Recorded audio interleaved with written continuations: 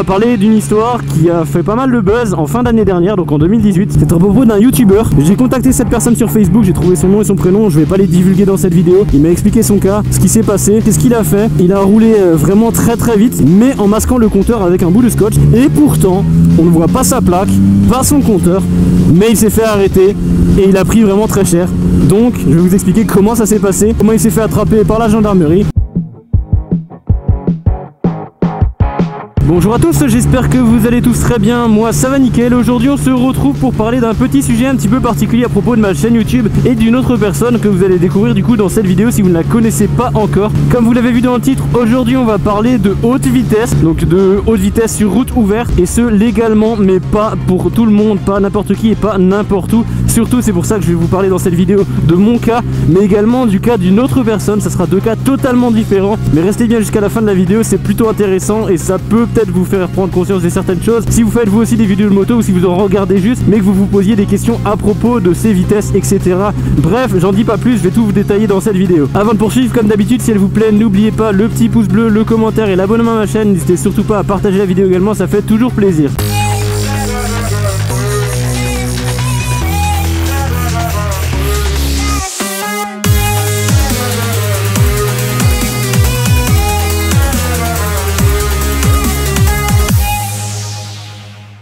Alors commençons. Pour ceux qui me suivent depuis un moment, vous êtes déjà au courant. Pour ceux qui débarquent sur la chaîne, vous me découvrez peut-être avec cette vidéo ou peut-être avec une autre vidéo et vous regardez ma dernière vidéo qui est celle-ci. Je réalise sur ma chaîne YouTube différents tests de moto et des motos relativement puissantes, mais je ne fais pas n'importe quel test. Ce ne sont pas des tests comme une personne normale, comportement de la moto, etc.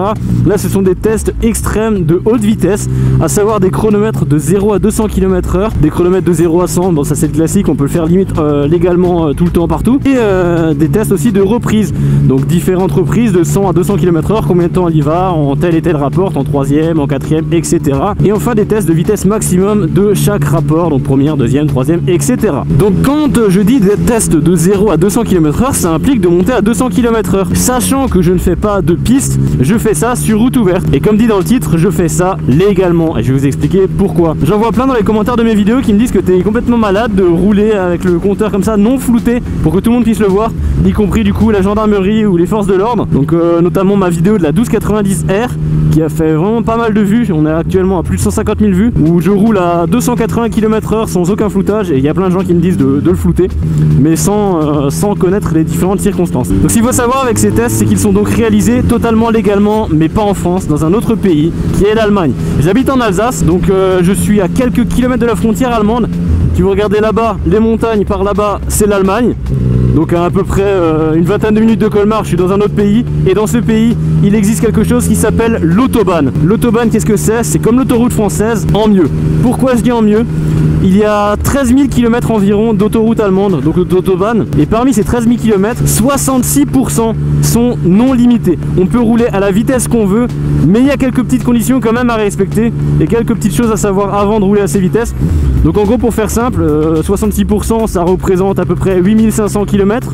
C'est plutôt pas mal, donc 8500 km on peut s'amuser. Ce qui veut dire que si vous voulez rouler à 100, vous pouvez rouler à 100, mais si vous voulez rouler à 420 km/h en Bugatti Chiron, vous pouvez également, tout à fait légalement. Si vous achetez une Bugatti Chiron qui est produite à Molsheim un petit peu plus par là-bas, vous pouvez aller sur l'autobahn là-bas et faire vos tests comme vous le souhaitez. Donc les petites choses à savoir à propos de l'autobahn, c'est que l'autobahn n'est donc pas limité partout. Comme dit, il y a quand même 34% qui sont limités à 130 km/h, à 110 km/h, voire 120 km/h, tout dépend de la section d'autobahn où vous êtes. Donc quand il y a un panneau 120, 130, 110, il faut rouler à cette limitation de vitesse. Par contre, quand vous voyez le panneau fin de limitation de vitesse qui ressemble à ceci, là vous pouvez bombarder et monter à 300 km/h totalement légalement. Donc vous n'allez pas perdre de points, vous n'allez pas vous prendre d'amende, etc. Vous avez le droit. Sur certaines autobahns, on retrouve même des panneaux numériques qui permettent en gros de limiter ou non la vitesse et de changer la limitation de vitesse en fonction de la situation.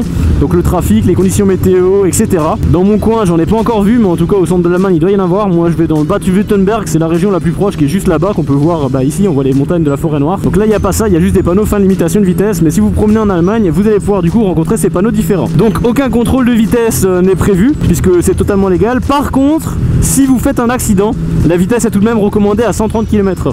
Dans le cas où vous faites un accident à 200 km/h, vous êtes donc à plus de 130 km/h comme recommandé, vous êtes considéré comme fautif, donc l'assurance ne vous donne rien. Vous n'avez pas d'amende, mais vous faites un accident, vous payez. C'est tout, c'est aussi simple que ça. Donc vous pouvez rouler à 250 si ça vous chante, mais vous pouvez peut-être potentiellement faire un accident et avoir tout dans le cul. Le commentaire qui revient le plus quand on parle d'autobahn et de vitesse extrêmement haute, c'est le taux d'accident. Ils disent c'est complètement dangereux, c'est totalement inconscient de rouler à ces vitesses. Eh bien sachez que en Allemagne, le taux de mortalité sur les autoroutes est l'un des plus bas en Europe, et ce pour la simple raison que justement, étant donné que les gens roulent comme ils le souhaitent, ils sont pas stressés à regarder le compteur comme ça tout le temps, à combien je roule, qu'est-ce que je risque, est-ce que je risque une prune, est-ce que je risque de perdre des points. Non, ils roulent, ils sont concentrés sur la route, pas sur le compteur, sur rien d'autre, ils sont à fond sur la route, ils tiennent bien le volant à deux mains, ils font vraiment gaffe et ils roulent plus vite. Ils sont plus rapidement arrivés, donc ils n'ont pas de stress non plus pour arriver à l'heure, et donc ce qui fait que ça provoque moins d'accidents. C'est pour ça que sur les autoroutes allemandes, ce n'est pas limité. Et si en France c'était pareil, je suis quasiment sûr que ça serait le même cas. Les gens seraient moins stressés, on s'amuserait plus, parce qu'en même temps on s'amuse, et en même temps on va plus vite et on est donc plus en sécurité. Donc et certains pays, ils ont d'autres mentalités qu'en France, et c'est ça qui est bien. Donc pour récapituler, voilà pourquoi je ne floute pas mon compteur et que je peux rouler tranquillou à 250 km/h si je veux, quand je veux, à partir du moment où je suis sur une autobahn. Et ce qui fait que, et c'est pour ça qu'on va changer de sujet maintenant, toujours en parlant de haute vitesse, c'est pour ça que j'ai eu pas mal de commentaires sur la vidéo de la 1290 en me disant soutien à toi parce que tu t'es fait arrêter, etc. Et c'est de ça que je vais parler à propos d'une 1290R. Alors je ne me suis pas fait arrêter, je n'ai jamais eu de soucis puisque j'ai simplement le droit, mais on va parler d'une histoire qui a fait pas mal de buzz en fin d'année dernière, donc en 2018, suivant quand vous regardez cette vidéo. C'est une histoire qui remonte à 2017, donc ça va faire bientôt 2 ans, et pourtant elle est ressortie seulement fin 2018. C'est à propos d'un youtubeur, Para13, je mettrai sa chaîne en description, qui lui a eu pas autant de chance que moi puisque lui il a fait ça simplement en France. J'ai contacté cette personne sur Facebook, j'ai trouvé son nom et son prénom, je vais pas les divulguer dans cette vidéo, mais j'ai parlé avec lui, il m'a expliqué son cas, ce qui s'est passé, comment ça s'est passé avec les procédures, les jugements, etc. Et c'est pourquoi je vais pouvoir vous en faire une vidéo. Je sais qu'il y a certaines personnes qui en ont parlé dans des vidéos, mais ils n'avaient pas forcément toutes les infos. Moi je suis entré en contact avec la personne, du coup je sais de quoi je parle et j'ai un petit peu plus de choses à vous dire que d'autres personnes qui ont éventuellement fait une vidéo sur ce sujet. Donc pour récapituler les faits, Para13, qu'est-ce qu'il a fait? Il possédait du coup une KTM 1290R. J'en ai fait un test sur ma vidéo et c'est pour ça en gros que les gens sont venus sur ma vidéo en croyant que c'était moi. Qu'est-ce qu'il a fait? Il a roulé en France sur une autoroute, il a fait la course avec une grosse Mercedes AMG, il a roulé vraiment très vite, mais en masquant le compteur avec un bout de scotch, et pourtant on ne voit pas sa plaque, pas son compteur, mais il s'est fait arrêter et il a pris vraiment très cher. Donc je vais vous expliquer comment ça s'est passé et pourquoi c'est important du coup de pas faire n'importe quoi sur internet quand vous faites de la moto ou de la voiture. Donc comment ça s'est passé, comment les gens ont été au courant, comment il s'est fait attraper par la gendarmerie? Bah simplement en postant la vidéo sur YouTube, malgré que le compteur soit flouté, ils ont pu bricoler différentes poursuites pour pouvoir retrouver jusqu'à la personne et estimer sa vitesse, sachant que la vitesse n'est pas totalement précise. Je vais vous expliquer un petit peu comment ils s'y sont pris pour avoir la vitesse. Donc déjà ils ont essayé de repérer les lieux, reconnaître la route, donc où ça s'est situé. Ensuite ils ont fait un travail de stalking, on va dire ça comme ça. Ils ont regardé sur la vidéo, parce que lui forcément on ne voit pas sa plaque, mais ils ont regardé les plaques des autres voitures, parce que qui fait de la vidéo sur YouTube et s'amuse à flouter toutes les plaques? C'est comme si moi maintenant je floute les plaques de toutes les voitures qui me croisent, de toutes les voitures que je dépasse, bah j'en finis pas parce que c'est un boulot monstrueux. Donc lui, comme dit, il n'a pas flouté les plaques. Du coup la gendarmerie, qu'est-ce qu'elle a fait? Elle a vérifié simplement à partir du système d'immatriculation de véhicules à qui appartenait tel véhicule. Ils ont donc pu ensuite entrer en contact avec les personnes qui étaient du coup sur cette route là pour leur demander quel jour c'était, quelle heure c'était approximativement, et si c'était bien sur cette route là évidemment. Une fois la route identifiée et la date, l'heure approximative du passage de la 1290 et de la Mercedes, qu'est-ce qu'ils ont fait? Il y a des caméras de surveillance. Avec les caméras de surveillance, ils ont récupéré les images et ils ont pu avoir la plaque d'immatriculation de Para13. Et là, à partir du moment où on a ta plaque sur YouTube et que t'as fait une grosse connerie, bah mon pote, t'es complètement fini. Parce qu'on a ton nom, ton adresse, ton prénom, toutes les infos sur toi à propos de ton véhicule. Donc maintenant, qu'est-ce qui s'est passé? Bah ils avaient son nom, son prénom, son adresse. Et bien il m'a raconté qu'à 7h du matin, 3 voitures de gendarmerie se sont pointées chez lui pour faire une perquisition. Ils l'ont embarqué, ils l'ont foutu dans la voiture, ils ont pris son équipement, son matos vidéo, son ordinateur et sa moto. Ils ont tout pris, ils l'ont emmené en garde à vue. Il est resté en garde à vue de 7h à 17h. Il n'a pas fait les 24 heures parce qu'il a été coopératif avec les forces de l'ordre, donc ils l'ont laissé repartir à 17h. Ils ont néanmoins gardé tout le matos et ils ont pu du coup faire différents tests avant de le convoquer au tribunal. Les tests qu'ils ont fait pour estimer la vitesse, bah, c'est simplement le premier test, c'est un chronomètre entre les différentes bornes kilométriques. Donc une borne kilométrique, c'est une borne qu'il y a tous les kilomètres. Voilà, je vous apprends rien, tout le monde le sait normalement. En gros, ils ont chronométré combien de temps la moto passait d'une borne à une autre. Donc avec ceci, on obtient la vitesse moyenne de circulation de la moto. Donc là, on a voisiné les 300 km/h d'après les gendarmes. Et ils ont ensuite fait un second test. Étant donné qu'ils ont saisi la moto, ils ont voulu aller l'essayer sur piste pour faire leur test. Malheureusement, la moto ne démarrait pas. Donc ils en ont pris une autre, le même modèle, donc encore une KTM 1290R. Et ils ont déduit qu'en roulant à 7000 tours par minute en 6ème vitesse, eh bien la moto était à environ 300 km/h. Suite à ça, Para13 a donc été convoqué au tribunal en octobre et il aura suite à ça sa réponse du jugement le 5 décembre 2018. Je l'ai recontacté donc après la décision et il m'a dit que le tribunal lui avait à la base dit qu'il allait avoir 10 000 € d'amende. Donc le reportage du Parisien il disait environ 15 000 € d'amende et 1 an de prison. Donc là il lui disait 10 000 € d'amende, c'est juste énorme, et 3 ans de suspension de permis de conduire. Suite à ça il a fait appel, le tribunal a dit que c'était trompé, c'est 1 000 € d'amende, donc c'est quand même 9 000 € de moins, ça reste 1 000 €, ça fait extrêmement mal aux fesses, et quand même 3 ans de suspension. Pour ce qui est du coup du motif de condamnation, eh bien ce n'est pas l'excès de vitesse, puisque forcément pour être contrôlé pour un excès de vitesse, il faut avoir la vitesse réelle avec un radar homologué. Donc un radar ou une lunette laser que la gendarmerie utilise, mais il faut avoir une preuve de la vitesse. Donc en bricolant la poursuite comme la gendarmerie l'a fait, ce n'est pas un moyen légal et donc il ne peut pas être poursuivi pour ça. Donc pourquoi vous allez me dire maintenant il a quand même 1 000 € d'amende et 3 ans de suspension?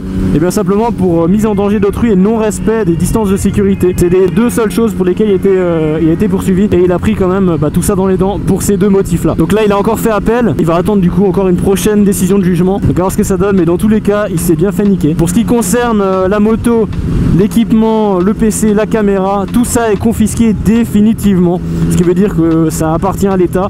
Ils vont soit vendre ça aux enchères, soit les détruire. C'est dommage parce que c'est une belle moto. Pour l'avoir essayé, elle m'a bien plu.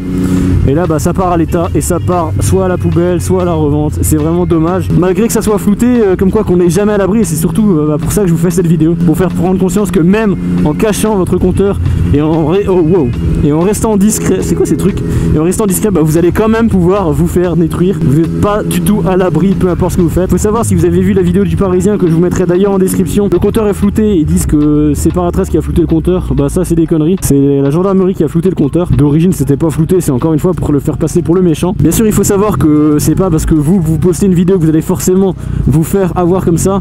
Là c'est vraiment parce que cette vidéo elle a fait le buzz et qu'il voulait servir d'exemple, que la gendarmerie voulait que Para13 serve d'exemple pour calmer les autres. Et ça a l'air de plutôt bien marcher parce que les gens qui viennent vers moi, rien que vers moi justement, tout ce que je me prends en commentaire en disant soutien etc, c'est que les gens ils ont quand même vu la vidéo, il y en a quand même pas mal, donc ça fait quand même réfléchir et ça va probablement en calmer plus d'un qui mettait n'importe quoi sur YouTube. N'hésitez pas à me dire en commentaire ce que vous pensez de cette histoire, si vous trouvez ça absurde ou totalement normal, si vous êtes pareil ou non, si vous soutenez etc. Ça m'intéresse de savoir un petit peu tout ça parce que les avis sont vraiment très partagés. Il y en a qui l'insultent carrément, il y en a qui disent que c'est pas tellement grave que ça. Enfin bref, il y a plein de commentaires différents. Petite précision aussi que j'ai oublié d'évoquer, je n'encourage personne à avoir ce genre de comportement, bien sûr je prends aucune responsabilité là-dessus, mais bon on se le cache pas, tout le monde le fait. Évitez juste de le poster sur internet, mais tout le monde quand il a une moto il fait des accélérations. Le but c'est d'avoir des sensations, c'est de s'amuser un petit peu. Vous me faites pas croire que vous achetez tous une S1000RR ou une R1 et que vous roulez à 80 partout. Tout le monde sait que c'est faux, mais ne le postez pas n'importe où, ça vous évitera d'avoir des problèmes. Et aussi d'ailleurs il n'y a pas que le compteur à flouter. Si vous floutez le compteur mais que vous vous filmiez en train de griller un feu rouge, griller un stop, franchir une ligne blanche, vous serez aussi poursuivi pour ça, parce que ça vous allez avoir du mal à le flouter. Donc à moins de flouter toute l'image et encore on pourrait discerner largement ce que vous faites, et ne le faites pas.